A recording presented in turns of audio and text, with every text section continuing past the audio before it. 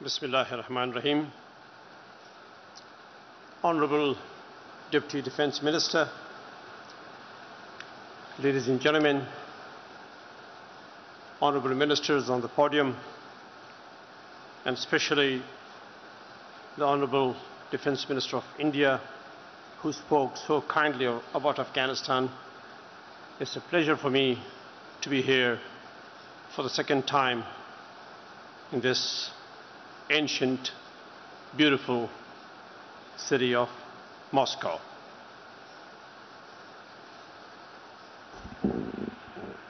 Ladies and gentlemen,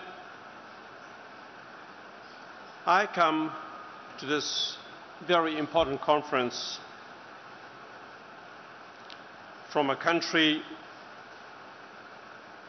that is suffering from multifaceted attacks. We are also, at the same time, the world is insecure and in the grips of terrorism. Just a few days ago, the United States of America dropped the world's most powerful bomb, short of a nuclear weapon, on my country. This was the first time that the so-called MOAB, or as also the Americans call it, the mother of all bombs, was used. The damage to people, the damage to the soil, to the environment, is perhaps not going to be known to us Afghans because we don't have the technology or the means to determine. And the American military have barred all access to the area.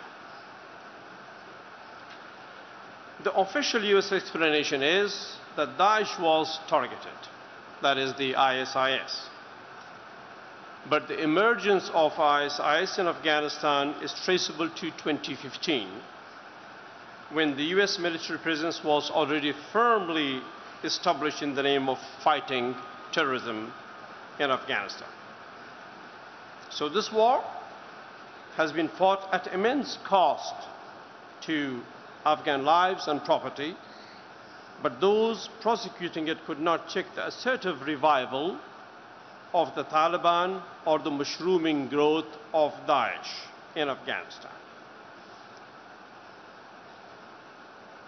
And within a few days of that, the Afghan military base in Mazar-e-Sharif was attacked by the Taliban.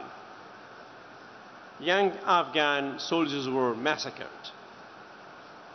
This foreign-imposed war is taking massive human toll on Afghanistan and adding to our already immense sufferings. Ladies and gentlemen, permit me to record that insecurity has grown in the world, not lessened. This is a grim reminder that we must work together as agents of peace. I warn that without equilibrium and cooperation among major stakeholders, we all will suffer grievously. But if we put our heads together, we shall be able to navigate the uncertainties and fears that haunt us. The Afghanistan-Pakistan area offers us a useful illustration. This region, my region, remains in the grip of violent extremism.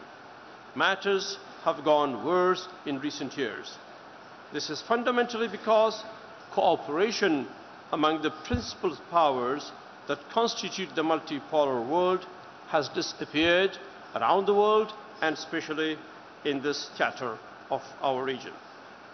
Let me recall that when the United States had clarity of purpose about combating violent extremism, Russia, China, India, and Iran in our region cooperated fully with the United States on Afghanistan and combating terrorism. Although these actors were not always on the same page elsewhere in the world. Russia even supplied weapons and helicopters to Afghanistan purchased through US funds. Russia also gave supply routes to the US cargo, military cargo, and NATO's military cargo to Afghanistan when there were difficulties with routes from Pakistan. The aim of defeating terrorism was shared by all. However, today, with the prolongation of the war, extremism grew stronger and has expanded its influence.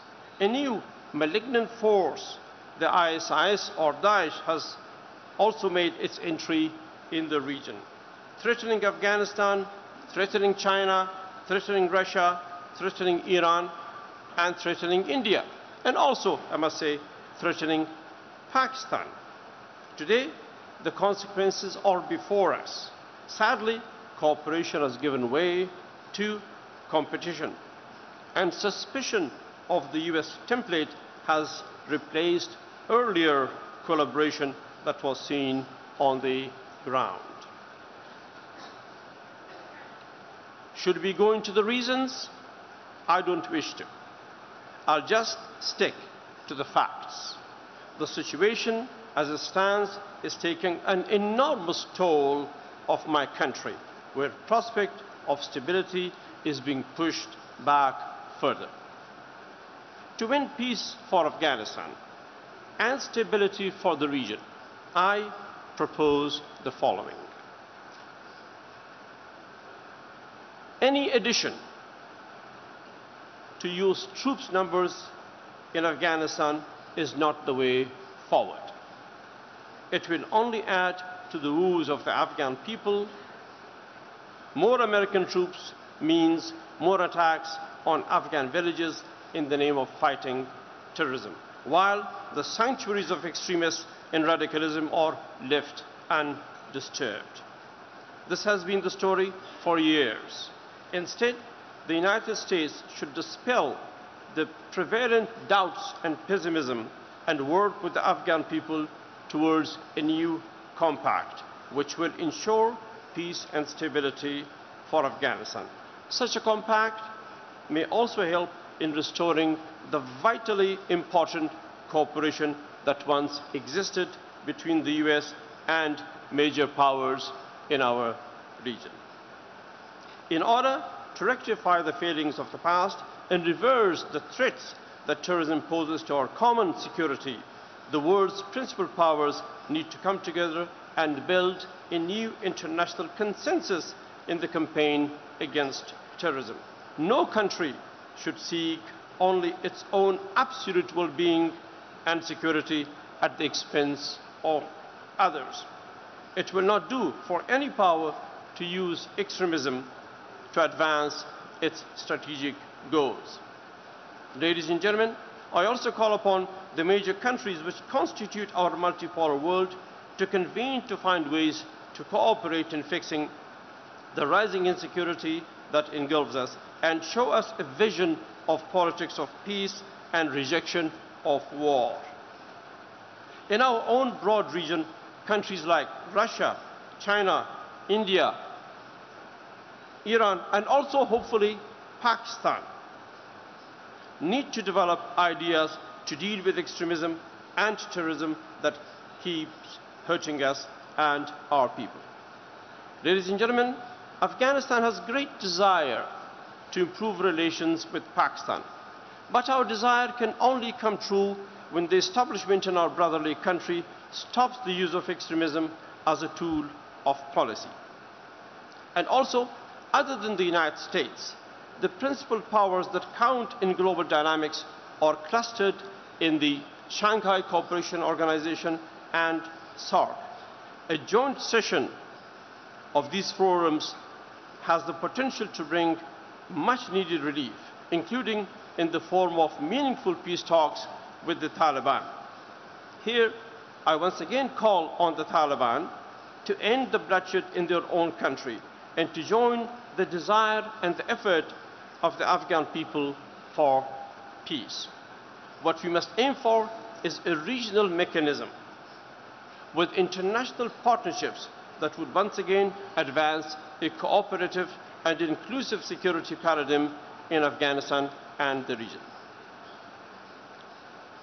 In Afghanistan, we have our loftiest traditional forum called the Roye Jirga.